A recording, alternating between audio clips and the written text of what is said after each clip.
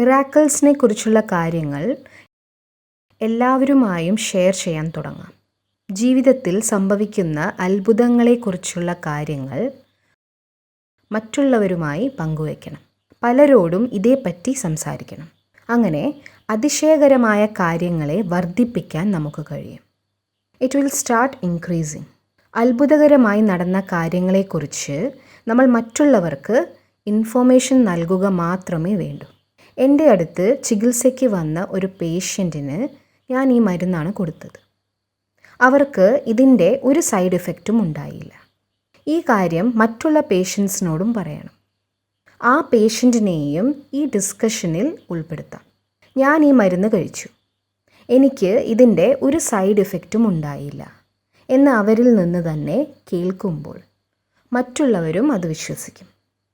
സത്യമാണോ? ഒരു സൈഡ് ഇഫക്റ്റും ഇല്ലേ? പക്ഷേ ഇൻ്റർനെറ്റിൽ എഴുതിയത് അങ്ങനെയല്ലല്ലോ. ഇങ്ങനെയുള്ള ചോദ്യങ്ങളും ഉണ്ടാവാം. ഇൻ്റർനെറ്റിൽ മെജോറിറ്റിയുടെ കാര്യമാണ് എഴുതിയിട്ടുള്ളത്. ഇവർക്ക് ഒരു ബുദ്ധിമുട്ടും ഉണ്ടായില്ലല്ലോ, അത് നോക്കിയാൽ മതി എന്ന് അവരെ പറഞ്ഞ് മനസ്സിലാക്കണം. കേൾക്കുന്നവരെല്ലാം ആ ഇൻഫോർമേഷനും കൊണ്ട് വീട്ടിലേക്ക് പോകും. മാത്രമല്ല, അവർ നിരന്തരമായി ഇതിനെക്കുറിച്ച് ചിന്തിക്കുകയും ചെയ്യും. സൈഡ് ഇഫക്റ്റ് ഉണ്ടാവില്ല, ഒരു സൈഡ് ഇഫക്റ്റും ഇല്ല എന്ന സങ്കല്പമാണ് അവർ സൃഷ്ടിച്ചുകൊണ്ടേയിരിക്കുക. മരുന്നുകളിൽ ചെറിയ സൈഡ് ഇഫക്ട്സ് ഉണ്ടാവാറുണ്ട്. പക്ഷേ താങ്കൾ അതിനേക്കാൾ വലിയ, വളരെ ശക്തിശാലിയായ ഒരു സങ്കല്പമാണ് നൽകുന്നത്.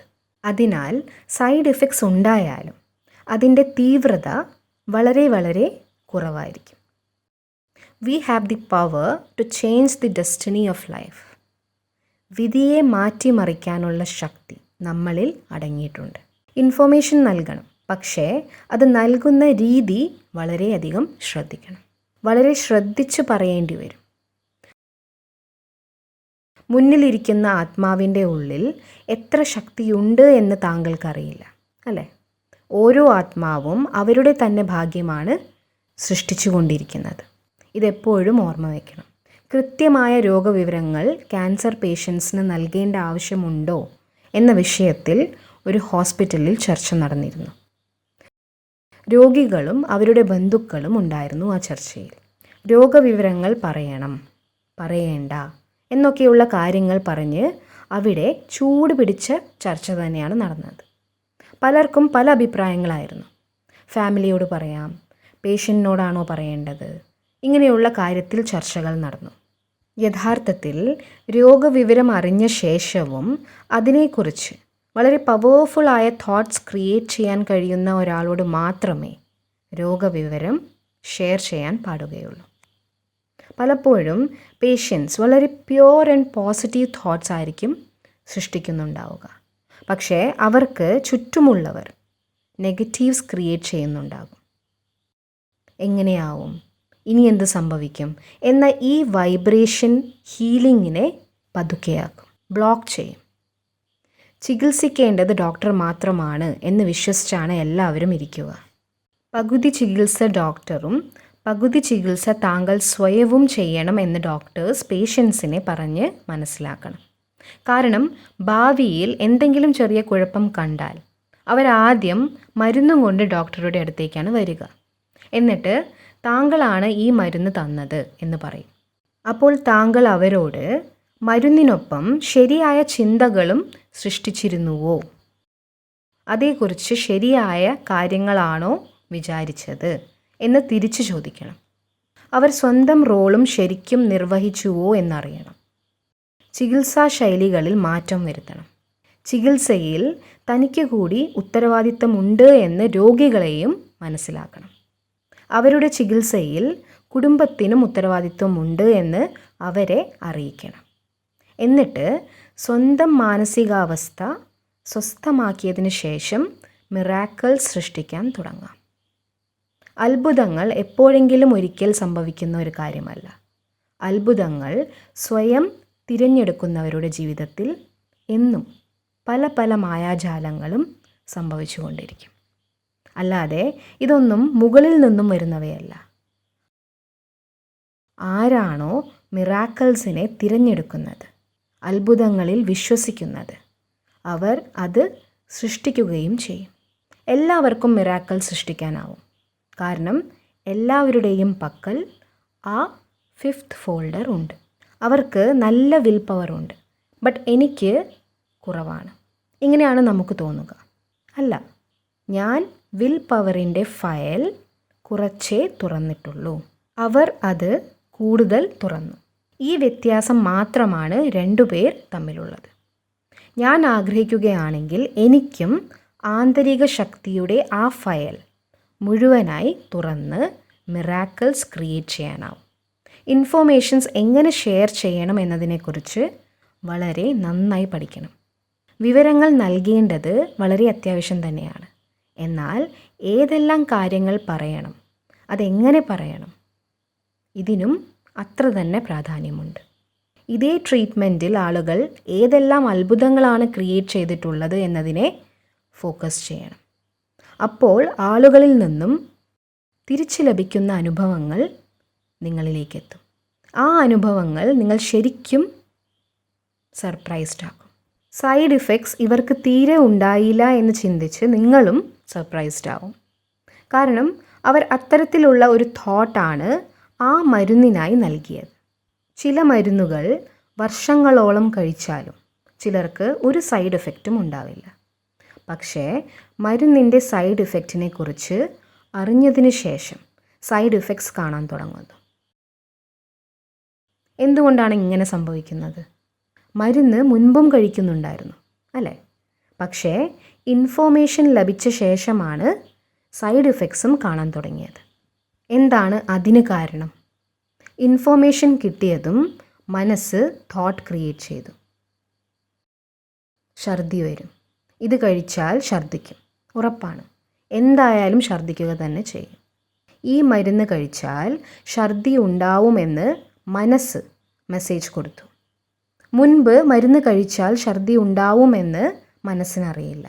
അതുകൊണ്ട് തന്നെ മനസ്സ് തോട്ട്സ് അയച്ചതുമില്ല. അതിനാലാണ് മരുന്നിന് സൈഡ് എഫക്ട്സ് കുറവായി കണ്ടത്. ഇത്തരം ഇൻഫോർമേഷൻസ് എല്ലാ രോഗികളുമായും പങ്കുവയ്ക്കണം. എന്നാൽ ഇതാരാണ് പങ്കുവയ്ക്കുക? Angels will share. ഡോക്ടേഴ്സിന് സമയമുണ്ടാവില്ല. പക്ഷേ ഏഞ്ചൽസ് മറ്റുള്ളവർക്ക് സുഖം നൽകുന്നവരാണ്, മറ്റുള്ളവരെ ചികിത്സിക്കുന്നവരാണ്. അവർക്ക് സുഖം നൽകുന്നവരാണ് ഏഞ്ചൽസ്. മറ്റുള്ളവർക്ക് സുഖം നൽകുമ്പോൾ അവർക്ക് നൽകുന്ന ആ വൈബ്രേഷൻ ഏറ്റവും ആദ്യം ആർക്കാണ് ലഭിക്കുക? നമുക്ക്. ബ്ലെസ്സിങ്സ് നൽകുകയും ബ്ലെസ്സിങ്സ് നേടുകയും ചെയ്യുന്നവരാണ് മാലാഖമാർ. 3 കാര്യങ്ങൾ ഇക്വേഷനിൽ ഫിറ്റാക്കി വയ്ക്കണം. ഇൻഫോർമേഷൻസിലൂടെ സങ്കല്പം അഥവാ ചിന്തകൾ ഉണ്ടാകുന്നു. ചിന്തകളിൽ നിന്നും യാഥാർത്ഥ്യങ്ങൾ ഉണ്ടാകുന്നു. താങ്കൾ ഇവിടെ വന്നപ്പോൾ ഞാനൊരു ശാന്തി നിറഞ്ഞ ആത്മാവാണ് എന്ന ഇൻഫോർമേഷൻ ലഭിച്ചു. പിന്നീട് താങ്കൾ അതിനെക്കുറിച്ച് ചിന്തിക്കാൻ തുടങ്ങുന്നു. മെഡിറ്റേഷൻ ചെയ്യുമ്പോൾ I am a peaceful soul എന്ന് ചിന്തിക്കാൻ തുടങ്ങുന്നു. അതിൻ്റെ ഫലമായി താങ്കളിൽ ശാന്തി നിറയുന്നതായി ഫീൽ ചെയ്യുന്നു. ഇവിടെ 2 ദിവസമായി നിങ്ങൾക്ക് ന്യൂസ് പേപ്പർ കിട്ടിയിട്ടുണ്ടാവില്ല, അല്ലേ? വീട്ടിലേക്ക് പോയാലുടൻ വളരെ സുഖം നൽകുന്ന ഒരു നിയമം കൂടി പാലിക്കാൻ തുടങ്ങണം. രാവിലെ എഴുന്നേറ്റയുടൻ ശാന്തി, സ്നേഹം, സഹാനുഭൂതി തുടങ്ങിയവയുടെ ഇൻഫോർമേഷൻസ് അവനവനിൽ നിറയ്ക്കണം. വാക്കുകൾ പോലും അങ്ങനെയുള്ളവയായിരിക്കണം. രാവിലെ ഏത് ഇൻഫോർമേഷൻ ആണോ ലഭിക്കുന്നത് ആ സങ്കല്പം ക്രിയേറ്റ് ആവും. അത് സൃഷ്ടിയായി, യാഥാർത്ഥ്യമായി മാറും. മുഴുവൻ ദിവസത്തിലും അത് റിയാലിറ്റിയായി മാറുക തന്നെ ചെയ്യും. I am a peaceful soul എന്നത് ഒരു ഇൻഫോർമേഷനാണ്. എൻ്റെ ശരീരം പെർഫെക്റ്റ് ആൻഡ് ഹെൽത്തിയാണ് എന്ന ഒരു ഇൻഫോർമേഷനാണ് ശരീരത്തിനു വേണ്ടി നൽകേണ്ടത്. ആർക്കെങ്കിലും എന്തെങ്കിലും അസുഖമുണ്ടെങ്കിൽ വീണ്ടും വീണ്ടും അതേക്കുറിച്ച് തോട്ട്സ് ക്രിയേറ്റ് ചെയ്താൽ എന്താണ് ഉണ്ടാവുക? പലപ്പോഴും ട്യൂമേഴ്സൊക്കെ വന്നു കഴിഞ്ഞാൽ അതിനെ ചികിത്സിച്ച് ഭേദമാക്കാറുണ്ട്. ആ വ്യക്തി തികച്ചും ആരോഗ്യവാനായി മാറും. എന്നാൽ വീണ്ടും അസുഖം വരും എന്ന ഒരു ഇൻഫോർമേഷൻ അവരുടെ ഉള്ളിൽ ഉണ്ടാവും. കാണാൻ വരുന്നവരും ഇത് തന്നെ പറയും. എൻ്റെ ഒരു ബന്ധുവിന് 5 വർഷം കഴിഞ്ഞപ്പോൾ വീണ്ടും വന്നു. അവർ ആ ആത്മാവിന് ഒരു ഇൻഫോർമേഷൻ നൽകിയിട്ട് പോകും. ഇൻഫോർമേഷൻ കിട്ടിയതും ആത്മാവിന് തോന്നാൻ തുടങ്ങി, എനിക്ക് രോഗം രണ്ടാമതും വന്നാലോ, എനിക്ക് വരാതിരുന്നാൽ മതിയായിരുന്നു, എനിക്ക് ഇനി രോഗം വരാതിരുന്നാൽ മതിയായിരുന്നു. കുടുംബാംഗങ്ങളും ചിന്തിക്കും, ഇനിയും വന്നാൽ എന്തു ചെയ്യും? ഇങ്ങനെയാണ് ഭാഗ്യം സൃഷ്ടിക്കപ്പെടുന്നത്. ഇതിനു പകരം ആ ആത്മാവ് എങ്ങനെയുള്ള തോട്ടാണ് ക്രിയേറ്റ് ചെയ്യേണ്ടത്? എങ്ങനെയുള്ള തോട്ടാണ് ആ ആത്മാവ് പിന്നീട് ക്രിയേറ്റ് ചെയ്യേണ്ടത്? എൻ്റെ ശരീരം പെർഫെക്റ്റ് ആൻഡ് ഹെൽത്തിയാണ്. എപ്പോഴും അങ്ങനെ തന്നെ ആയിരിക്കുകയും ചെയ്യും. എൻ്റെ പഴയ കാർമിക് അക്കൗണ്ട്സ് എല്ലാം തന്നെ കഴിഞ്ഞു. ഇനി അതൊന്നും തിരികെ വരികയില്ല. ആരാണോ ദിവസവും ഈ തോട്ട് റിപ്പീറ്റ് ചെയ്യുന്നത്, അവരിലേക്ക് ഈ അസുഖം ഒരിക്കലും തിരികെ വരില്ല.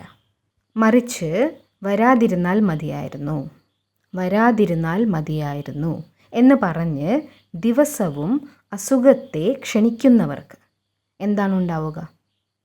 സങ്കല്പത്തിലൂടെയാണ് സൃഷ്ടി അഥവാ യാഥാർത്ഥ്യങ്ങൾ ഉണ്ടാകുന്നത്. ഈ കാര്യത്തെ മനസ്സിൽ ഉറപ്പിക്കണം.